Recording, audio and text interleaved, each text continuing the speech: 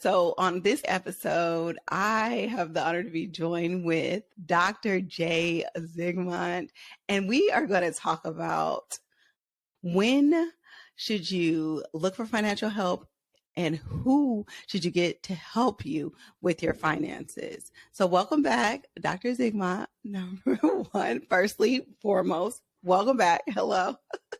Hey, I'm glad to be back. We've got to have fun. People need to hear and see you. So let's talk about people seeking financial help. And we know that this is something that so many people can benefit from, but there's so many different ways to access financial help. Number one, even though you can benefit from it, doesn't necessarily mean you need help with your finances. Let's walk through, first of all, who should be looking for someone to help them with their finances? Well, I'm going to turn this around on you. I warned you to see me in advance on this one. All right. So if I'm your patient, do you want me to be on Google first before I come visit you? Oh, Dr. Google, good old Dr. Google. Actually, it's the bane of my existence, especially in labor and delivery, where there are so many variables, and I have never seen one labor or one person who is pregnant look the same. People come to me with all these hypothetical situations that have nothing to do with what's going on with them. And they're super scared because now they've Googled something that they think is wrong with them, or they think that they're experts in something because, of course, they read about it on the Googles. And so it's the bane of my existence, to answer your question. So financial advice is a lot the same. So people go down this Google hole and they come up with an answer, which may work or may not. I call it a recipe problem. They start mixing recipes. And when should you reach out to a financial planner, advisor? When should I get help? Well, it depends on you. So I believe everybody has to learn how to improve their finances. Just basics, got to learn that. And that in the medical example, that's basics like taking care of yourself, exercise, eating well, all the stuff we're supposed to do. But then we go down the hole about, is this a mole or do I have cancer? And of course, Google says you have cancer. That's it every time. And it's the same with your finances. I get people, I've been reading about Roth conversions and what, and I'm like, you don't have a budget and you're in debt up to your ears. Roth conversion is not your problem right now. Does that make sense? Yeah, every time I think about this, I think about there's this meme of a guy standing at the bottom of a staircase. And instead of taking the first step, which is with finances, hey, understanding how much you owe, understanding just what the whole situation is. Their leg is on the fifth step and they're like, well, how do I invest in crypto? Yep. And I get that all the time. And with financial planners, so, when people reach out to me, it's one of two things. Either they won the lotto or the world's coming to an end. It's never anywhere in between. I'm going to retire next week. What do I do? And I'm like, you should have called me a couple of years ago. Or, it's the same with a doctor. They call you when there's a problem. And you're like, hey, if you had gotten out to me a while ago, I probably could have helped you. Now it's an emergency. But on the flip side, if we keep with the medical example, you shouldn't go to the ER to get a script refilled or, have that scratch that you put your mom would just put a Band-Aid over. I mean, it's a balancing act. And I'm saying this as a certified financial planner that you don't all need me. I could probably help most of you, but you can't afford me. So we have to find somewhere in between. Let's be real. Getting good help is not cheap. And if it is cheap, it's not good. Okay, you're on TikTok and Instagram and all. I'm not on all those because I can't give financial advice on TikTok and still be regulated and allow that to happen. So what makes somebody an expert? And now we're down this Google hole of, or TikTok or whatever land you're in, and they're giving you advice. And I think if you're learning, you're growing, you're looking at different advice, good. Read some books. Books actually work. That's old school. Simple Path to Wealth, good place to start, just basics. And then you can work on the rest. I think the challenge I give people is So we're here. We're actually recording this in December. I don't know when it's going to air, but that's okay. End of the year, I want you to look back and go, did I make the progress I wanted to make? If you did, you're probably doing okay. By the way, that's progress you want to make. That's not like against I hate these articles. Well, by 40, you have to have a certain amount of money. Those are all BS. But you have to be making the progress towards your goals, which means your debt's going down, your net worth is going up. Those are kind of the basics. If year over year they haven't changed, why do you think it's going to change next year? I think that's super interesting. And I like where you said, of how to get started by reading a book. I realized pretty early on that I needed to learn the basic principles of personal finance on my own so that it was more of this teach a man to fish kind of philosophy. I wanted to know because I knew how to make money. And I knew that making money wasn't going to be the answer, right? And I knew how to pay off debt. So I knew that wasn't the answer. I knew it was a combination of some things that I was missing fundamentally that just weren't taught to me. And so when I was going on my journey, set on a mission to learn as much as possible. And learn I did because I listened to all of those books. I listened to all the podcasts on 2X and drilled into my head these concepts repetitively until I could answer questions. I remember listening to the Dave Ramsey show, and every time somebody would call, it's I already know what he's going to say. I already know what the answer is. If anything that came up, I started to understand the answers, but it was really because of number one, hearing things over and over and memorizing them. And number two, applying them directly in my life. And for me, that was more important than somebody trying to tell me what to do or doing something for me, because to me that seemed like a Band-Aid and a one-time fix.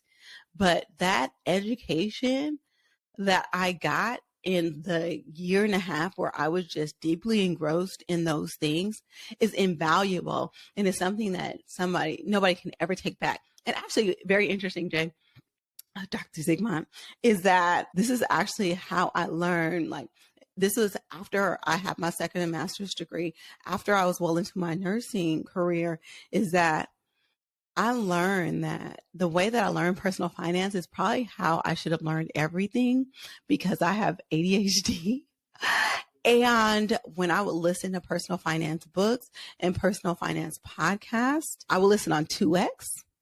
And that was the first time in my life I really understood and can apply concepts really, really fast, because it was actually, and I don't know where, I think it was some random tip. One of my friends said, oh, I want to get through a lot of podcasts today, so I listened to it on 2X. And I realized that was a tool that worked for me that would have helped me extremely. A lot in all my years of schooling, if I would have known this medium worked so well for me. But that's what put me in position right now, because those things I have not unlearned in ways that I've unlearned a whole bunch of things that I've learned in school. But it positioned me so that I can be an expert, right? But more of a layman. I don't have to be licensed. But those lessons are ingrained in everything that I do, because I took the actions and I did the things and I learned it for myself. So I'm glad that you brought that up as a first step. And I'm going to challenge you, because you probably didn't even need to listen to all those.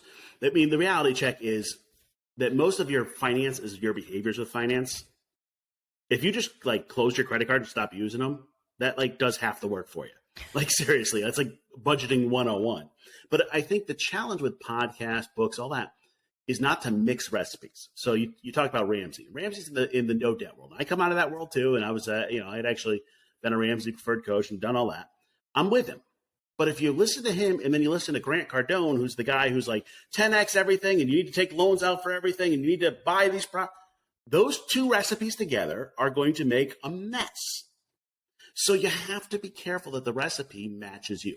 What I'd rather you do than listen to a whole bunch of different ones is just pick one. Seriously, they're all about the same. Now, there's some caveats. So for example, I work with child-free folks. Most of the stuff out there assumes you have kids. So if you're on the child-free side, go look for child-free stuff. If there's something about you that's special, go look for that. But otherwise, follow the basics and pick one. I don't care who. Like, we can fight about the snowball method or the avalanche method for debt. And listen, get out of debt. I don't care how in the world you do it. It all works. Yes, thank you for saying that, because I did, and that's what I did, and I did stick to one thing, but it was more or less not even like sticking to one like philosophy. It was sticking to one step at a time, and really drilling in on that. Like the first thing I had to learn how to do was budget. And until I got really, really, really good at budgeting, I didn't do anything else. And that took a couple of months, right? And so it was like that, like, for debt, debt snowball, avalanche, whatever, it doesn't matter. Just do it. And this is what I find happens when people reach out to me, is that they feel like if they book a one-on-one consultation with me, all their issues will be solved. And I say, no, I don't even want you to meet with me. And I just throw out like some crazy number that I'll never charge them, because I don't even do one-on-one consultations, like, truth be told, right? It's like, to work with me, it's going to be like $5,000. But first, you have to go through my course and you have to complete it in 6 weeks, and then we can have a conversation, right? Because I just want people to take the first step on their own to even just understand where they are. And 9.9 times out of 10, they won't. Why do you think that happens? So my background, my Ph.D. is in adult learning, so I kind of can get a little too nerdy on this, so I apologize. But it's a motivation question. So the truth with finances is that we all feel inadequate. And by the way, we think like earning more money is going to make us better with finances. It doesn't. It amplifies it. Okay? It doesn't change your behaviors at all. You just start spending with more zeros on it. You know, somewhere over half of the U.S. live paycheck to paycheck, and it doesn't change if you're earning six figures. So I think what happens is people start with I want to keep my head in the sand. Then they're going, well, there's got to be some magic to get me out. You know, and we'll go back. Dave Ramsey talks about easy to get into debt, hard to get out. Like, you just got to do the work. And that's the hard part. And then they think, you know, oh, a financial person is going to tell me something I don't know. I'll be honest, not much. I've got some tools, but my tools that I use are more on the behavioral side and helping you change your behaviors than the finance. My budget tool, I give it away. No big deal. You can learn that. You know, financial planning software, you can do all that. The difference is I do meet one-on-one with my clients. This is one of my products. And I meet with them every month. And every month they get homework. And every month they have to make progress. And now they start blaming Dr. J. Well, Dr. J says I can't. And okay, fine. If I need to be the one you want to blame, go right ahead.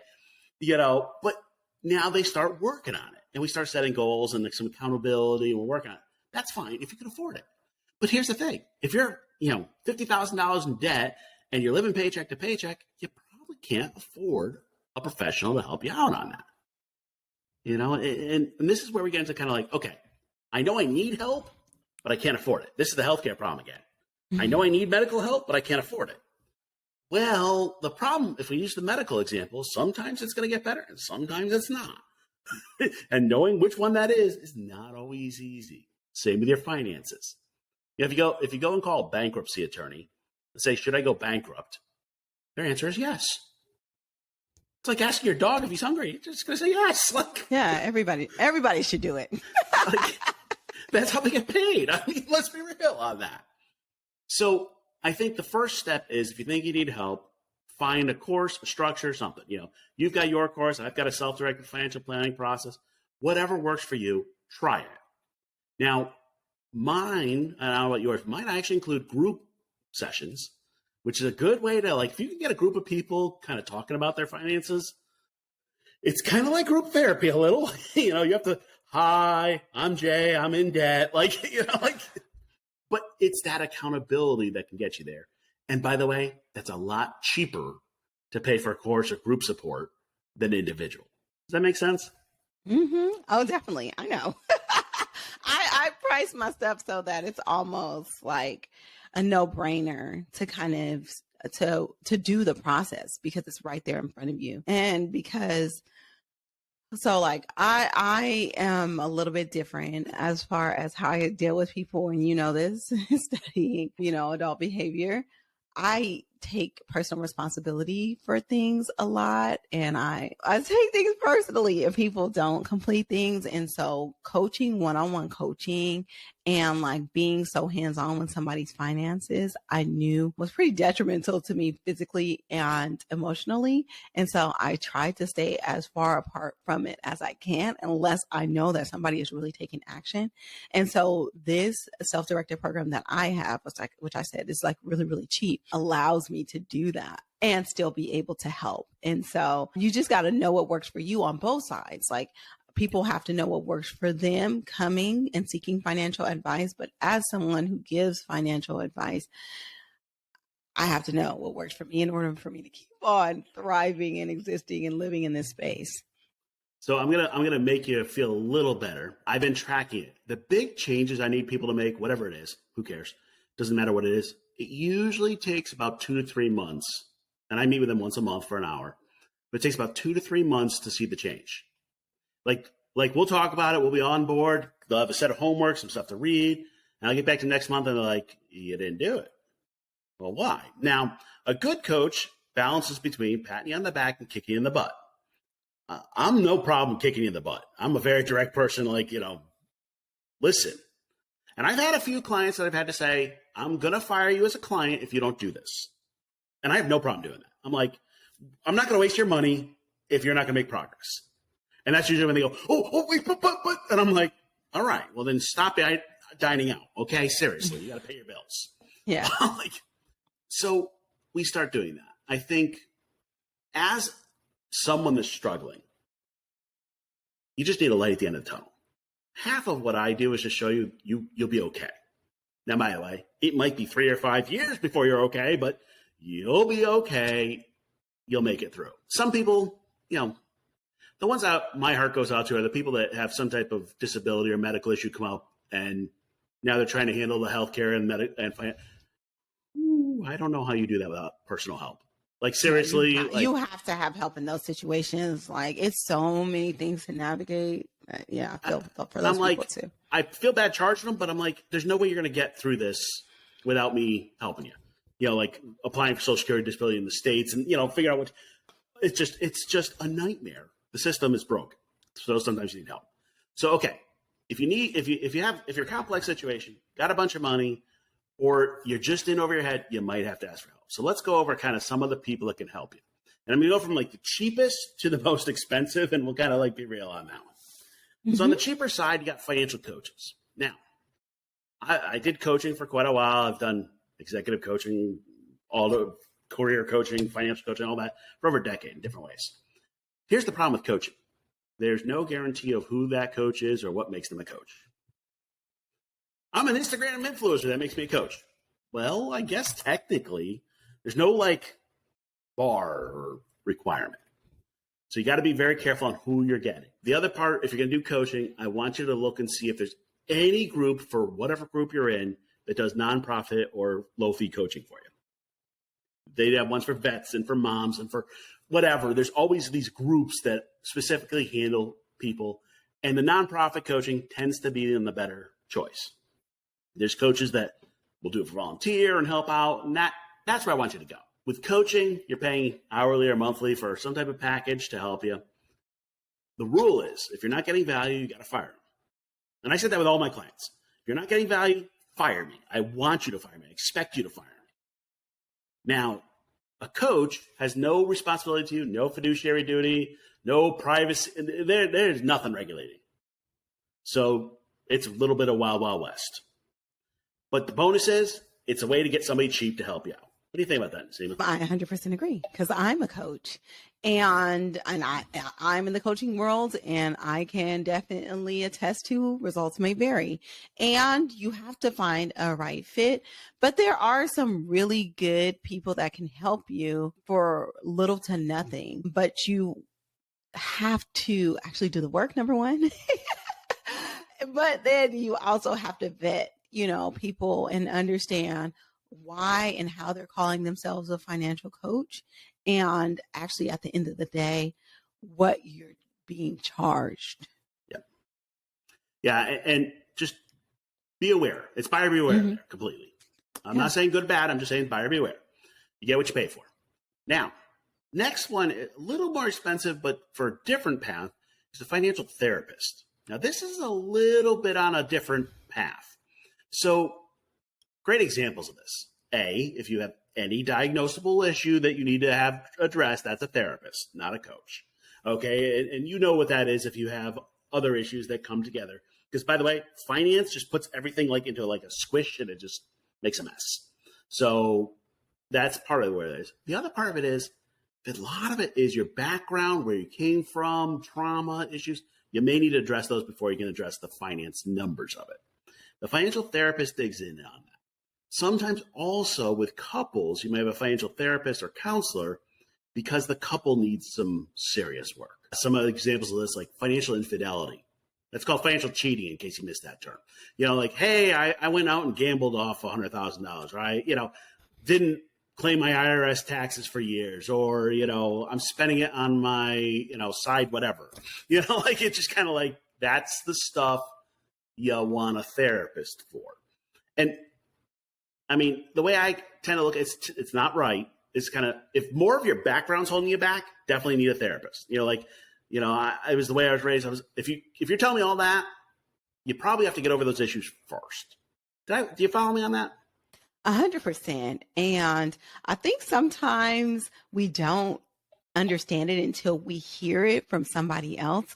So I have this group of financial coaches and people just in the personal finance space that we have like a Twitter space with. And just so happened this last Monday, we were talking about financial traumas, basically. And pretty much everybody told a story that was relatable and something that has held them back in the past or continues to hold them back. And I just say, for me and my experience and the people that I work with, 90% of the people need a financial therapist because there are traumas or there are past behaviors that you have learned about money, and especially in my community. And I feel like it's just, a survival mechanism, like not to expect so much, not to runs a whole gamut of things that are holding people back financially. Therapy is probably the first step that you need to take in order to heal those things, because I believe you said it in the last podcast episode, but it's like 80% behavioral, right? Finances are 80% behavioral. And so that is like the biggest hurdle to tackle. And so many people just need to start there. Yeah. The way I look at it is across your life, you need three people in your life. You need someone to look back, someone to look up, and someone to look forward. And the therapist may help you with the back. By the way, not always, but just kind of go with it. The up tends to be kind of that more spiritual, kind of where's my fit in the world? Sometimes it's religious, whatever that means for you. And the forward is a financial planner, somebody a planning side of going, all right, where are we going? My work is I go forward. Like I acknowledge your back. I'm like, yep, that's good. That's where you've been. We'll steal from Dave Ramsey again. He talks about, that was stupid. You pay your stupid tax, you move forward. Like let's just move forward. And if you can, that's great. But if you need to fix the stuff in the past, you need to fix that stuff first. And that's that balancing act of kind of throughout your life, you're going to need one of those three. So let's talk about the more expensive one and the one looking forward, the financial planner. Now, I'm going to throw out a whole bunch of terms and I'm going to try to define them all. The first one is, if you see somebody that's a financial advisor, once again, not a regulated term, just like financial coach. So you can be an insurance salesman selling life insurance and say you're a financial advisor. And by the way, if you ask them you have a problem, you know what their answer is going to be? Life insurance. Of course. Yes. Because that's what they make their money on. Whole life, IULs, all those fabulous things. It's that hammer and nail routine, So, financial advisor, not what you're looking for. Okay. So some of the terms you're looking for. So a certified financial planner is the certification for people that do financial planning. You got to have a bachelor's degree, you take extra courses, 6,000 hours of experience, a test, an ethics, and you got to register. And that's what that is. It's like when somebody says, "Oh, I do medical stuff." You're like, "Yeah, what's your certification?" What? Financial advisor is not a certification; it's just a business card. So you look for a certified financial planner or CFP. You'll see those letters. But then even in that world of CFPs, there's a whole lot of differences. So the first thing I want you to look for, with a CFP, the bonus is they're a fiduciary. And fiduciary means they have to put your financial interest ahead of their own. That's important. Remember that life insurance salesperson? They're not a fiduciary. They can sell you whatever they want. So, fiduciary. The next is this debate, and you'll see these terms. And by the way, I'm giving you the terms because then when you Google, you'll know what to find. You'll see fee only or fee based. Now, that looks like one word different, and it's a whole huge word. Fee based means they're getting commission to sell you stuff, and maybe you're paying them. Now, here's the problem. That's like going to a doctor who gets paid to give you a prescription. Nah, would be a good doc, might not be a good idea. People go, well, but it's free to me. If it's free to you, you are the product. Mm-hmm. Okay? Yep. They're selling you something to make money. So stick away from fee-based. Now, by the way, you'll probably get some hate mail on this for me saying that, but go for it. Tough skin. So I push people towards fee only, which means you pay a fee for them to help you, and nobody else pays them. That's kind of like what I want. Like, I want them to have my best interest, and in order for that, I need to pay them. Does that make sense so far? 100%. 100%. One thing I do want to ask, though, to clarify. So fiduciary, actually, somebody can be a fiduciary in one area, right? And not a fiduciary in another area. I've heard that phrase. Oh, can you explain that? Yeah. Hold on. You opened a can of worms.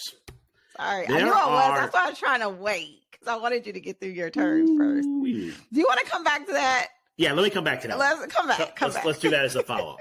Okay. All right. So here's the thing. Fee only, there's lots of ways you get fees. So the historic way, what you'll see is it's called an AUM fee, assets under management. This is when they take over your investments, do it for you, and they charge you 1%, 1.5%, whatever percentage of your assets every year. Good and bad. Good is it comes out of your assets. The bad is it comes out of your assets. Like, you're paying it somewhere. Now, that is one option. The other option, you'll see, and by the way, that goes along with investment management, where they take it over for you. The other option, and this happens to be what I do, so I'm biased, so go with it, is what is new in the world. It's called advice only, where they teach you to do it and you do it yourself.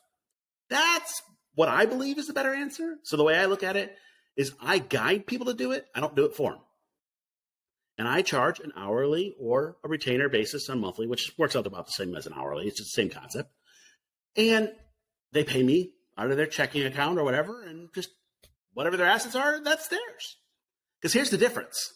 I have clients, so I work with Childfree folks, and many of them don't care about how much money they have at the end. So if I was somebody that's charging for assets and percentage, I'd actually have some issues because I'd want it to grow and they're wanting to spend it. Just kind of throwing that out there. So there's actually, when you Google, there's an advice-only network, which has a whole bunch of advice-only planners. And by the way, you can find a financial planner online, meet via Zoom. You don't have to find one next door. Like it used to be, you had to go to the local office. Nobody does those meetings anymore. Well, people do, but it's so little. Like it's a generational thing. Now Zoom works for everything.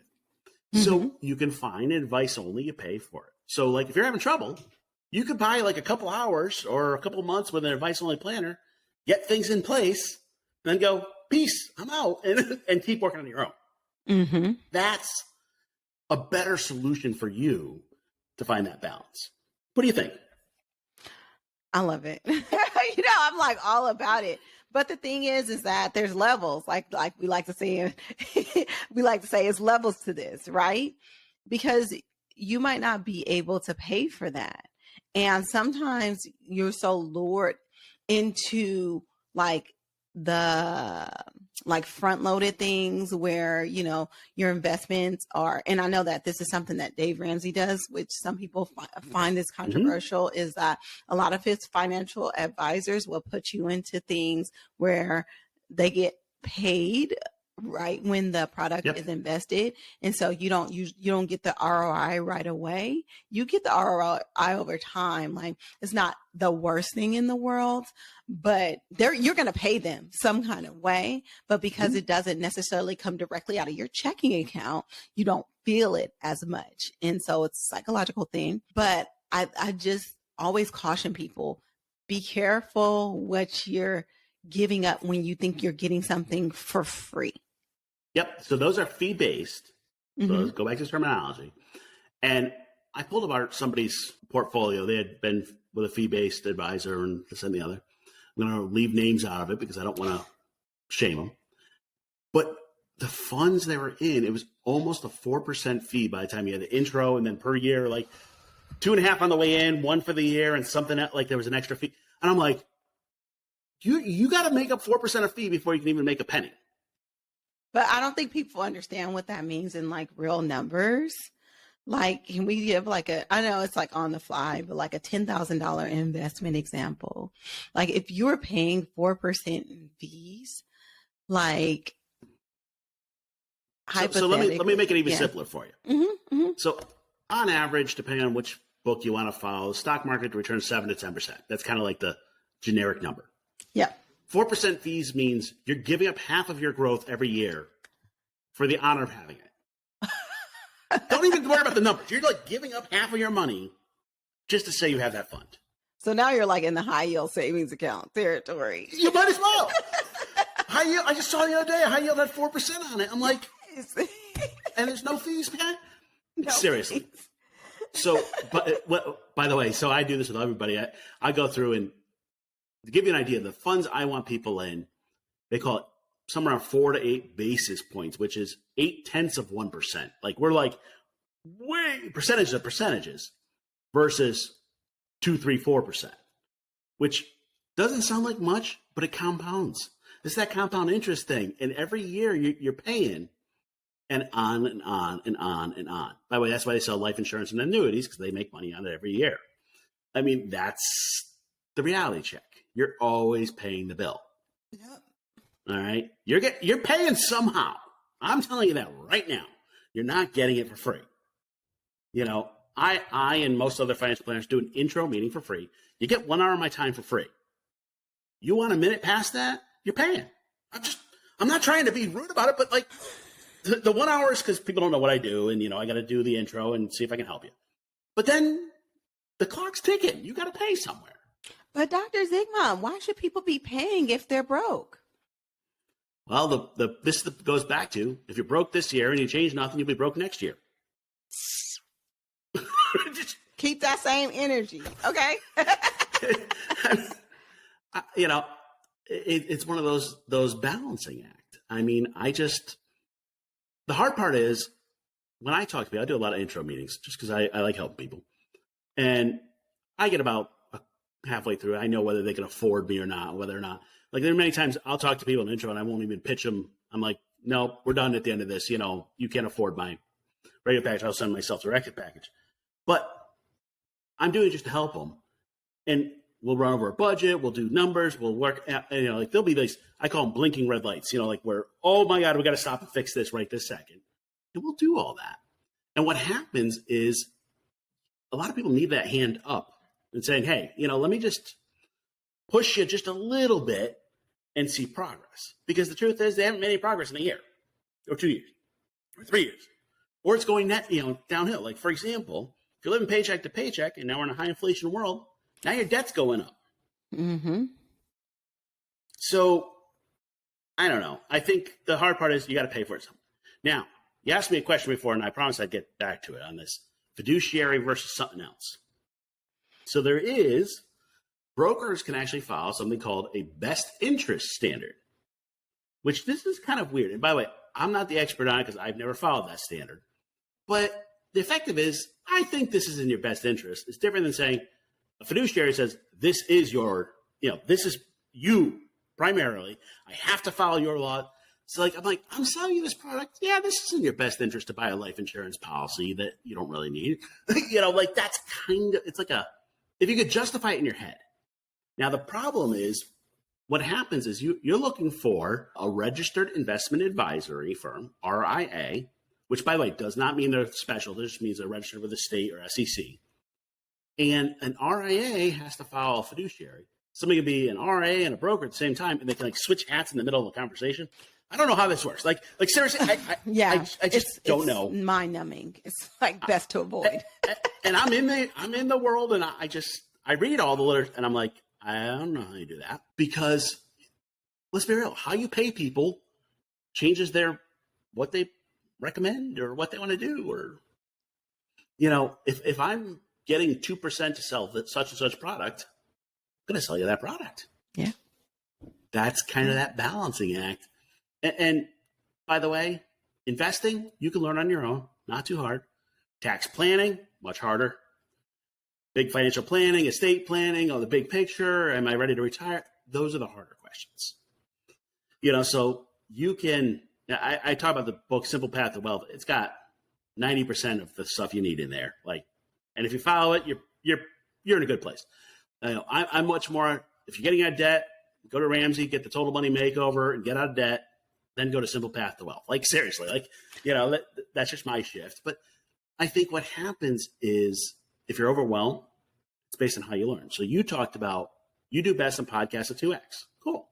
If you're one of those people you can't learn on your own, well, then you got to call somebody and pay them. Seriously, you're listening to this podcast. So I have a video in my course that says, when should I ask for financial help? And I'm like, if you're watching this video, the answer is ask for help. Fact. Period. I got one that says, when should you ask for a lawyer? If you're watching this video, go to a lawyer. Yes. You know just as well as I do where you're at. I think the hard part is you have to make an investment. And I'll tell you, I had somebody who I didn't think could really afford me, but she was struggling, had a good mission, had a good lunch, wanted to go, but she's like, I'll think about extra shifts at Uber and then come pay for you. I was like, now that's somebody I want to work with. Seriously, you're willing to put in an extra hour? By the way, most people, so I charge $500 a month for my one-on-one. They get together for an hour and then I do work offline for an hour and they get access to my systems, all this, a whole bunch of stuff. But here's the thing, I tell them, if you're not getting $500 of value, fire me. People don't, because I can find them $500 of value relatively simply in most cases. Not always, but most cases.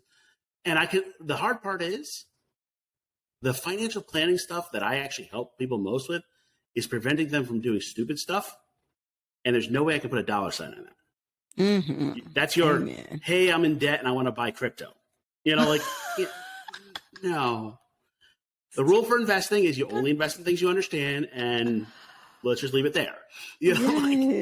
Or the things that your kids can explain to you. That's how I do it. If your kids can't tell you what it does and how it works, probably shouldn't invest in it. Yeah, it's like a dumb one. I worry about people getting on disability insurance, actually getting a policy. And if you never use it, good. If you use it, you're going to love me for having you get on that policy. Now, by the way, I recommend those policies and I make nothing for it. I'm just watching out for people. That's the difference.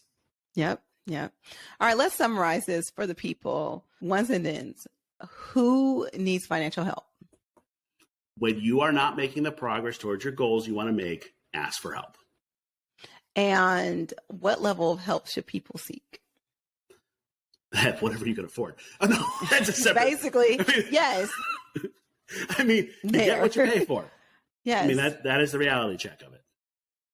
But sometimes I really feel like people want to jump to high level financial coaching or financial advising and don't understand the fee structure. So I think that we did a good job of covering that, because sometimes paying a lot of money doesn't necessarily equate better help.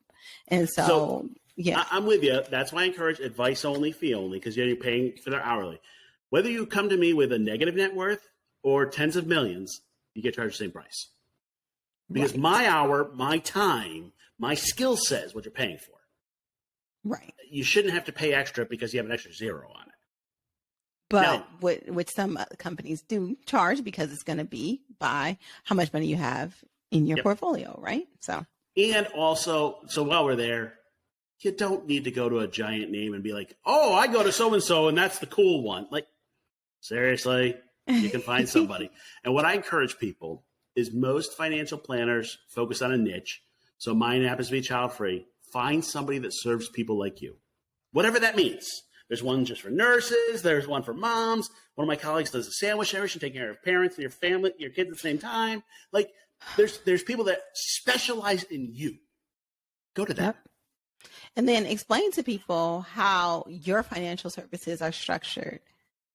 Yeah. So it's funny, like we almost set this up. No, I have a self-directed product, $50 a month, and you learn it on your own. And we have group sessions that we meet regularly. I mean, that's kind of the deal. 100 videos, 15 courses, does assessments and financial planning software, all the fun tech stuff. By the way, that's made for most people in the U.S. It's actually priced for the median income of the U.S. You spend $50 a month on your streaming services. You can spend $50 a month on learning how to finances. Preach.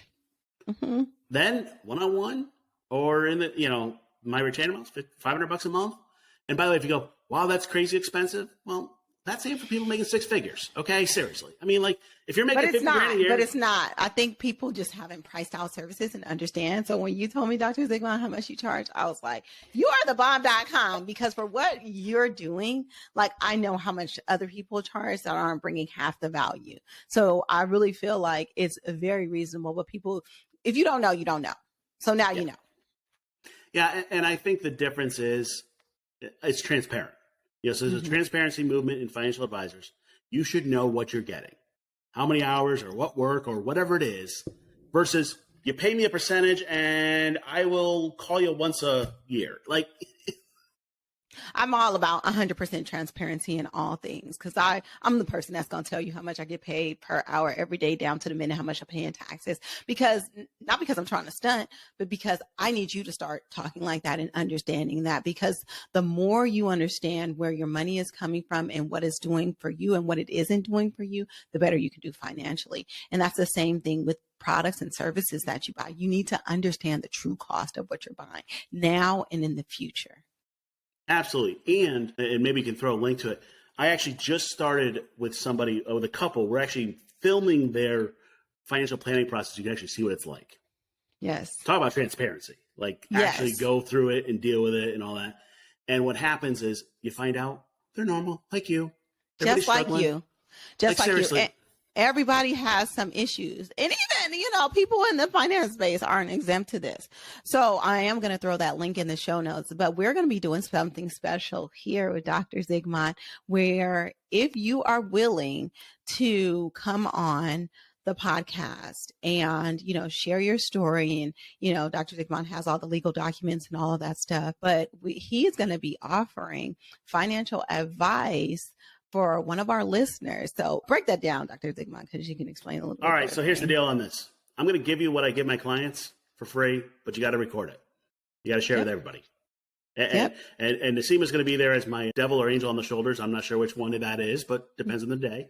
Exactly. But we will actually take you through the whole financial process, and we're going to take one of the people who are from the Financial Intentional Podcast and do it.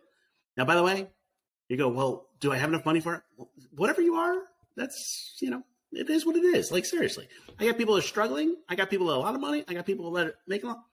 The whole downside is you got to be willing to share. Yeah. And that's really like, oh, I can't talk about my money. I swear people want to talk about their sex life more than their money. Like, they'll publicly share that on a podcast. But how much did I pay for groceries? Oh, like I get people, oh, well, I spent this amount on Amazon. I'm like, I spent more than that. Okay, seriously. You don't have to hide that. Like, it's no shaming. It's no shaming. It's really about getting true help when you need it. But this is a way that you can do it for free 99. So I would take advantage of it if I were you. And we're only taking one couple or one person on this, and we're going to let Nasima pick who that is because I don't want to have to pick. So I'm going to pick, because I'm going to pick somebody good. And I'm just like, I'm going to pick somebody that really, really needs the help and that is really willing to do the work, because we want this to be impactful. The benefit to this is that it's going to help so many other people. And so that's why, Dr. Zigmont, generously offered this. And I want you to know that this is not for us. This is for you guys, not just the person getting help, but for all of the listeners. And so I'm super excited to find that person. So we're going to be looking in the next couple of weeks. Episode is going to air. This episode is airing December 13th. So we'll look through the month of December. So into the new year, we should have our person, our couple. Start a new year on the right foot. Yes, yes, yes. All right, Dr. Zigmont, this has been an incredible episode. I hope people have some incredible takeaways. I know I do. Like every 2 minutes, I was like, this is a clip I need to highlight. This is about to be a bomb ass reel. So I appreciate you being here. And of course, you're going to be back because you're one of our in-house experts. Absolutely. I don't know what a bomb ass reel is, but I'm good with it.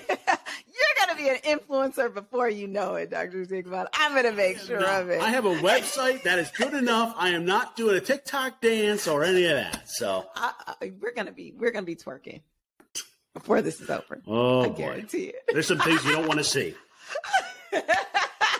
Oh, it'll make for a good TikTok, believe me. Anyway, thank you, Dr. Zigmont. We will see you very soon.